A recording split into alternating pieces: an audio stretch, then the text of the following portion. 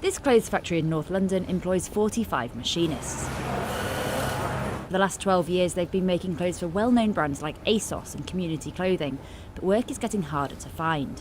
Even a couple of years ago, a typical production run on one garment would be 4,000, and now we'd be lucky if it was 300 units.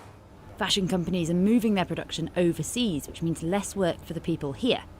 So Jenny is trying something new. We've pivoted and looked at new technology within the industry. So in our Unit 4, it's completely different. This is the old way of doing it, but the new way is exciting. You can show me it? Yes, of course. So this is our very, very, very exciting repair centre. This is the future that you're seeing here. We should be getting every day of a life of a garment out of a garment. We should not be throwing garments away. The idea is simple. When your clothes get torn, hem comes loose or the zip breaks, you don't replace the whole thing, you send it back to the manufacturer. They give it to this team of machinists who get it looking as good as new. Here we're unpicking the zip, and you have to be really careful. This is not an easy job. Now before, they would have just been doing one operation over and over again. Now this is a much more interesting role.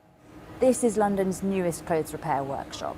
Tailors, dry cleaners, dress agencies, they'll generally all do repairs, but it's the scale at which things are happening here that sets it apart. By 2025, more than 30,000 items of clothing will be repaired here and stopped from going to landfill.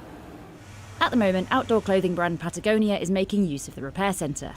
We know that if we can get somebody to repair a product rather than buy new, not only does it stop it going to landfill, but it also reduces the footprint of that product just by about 30% extra.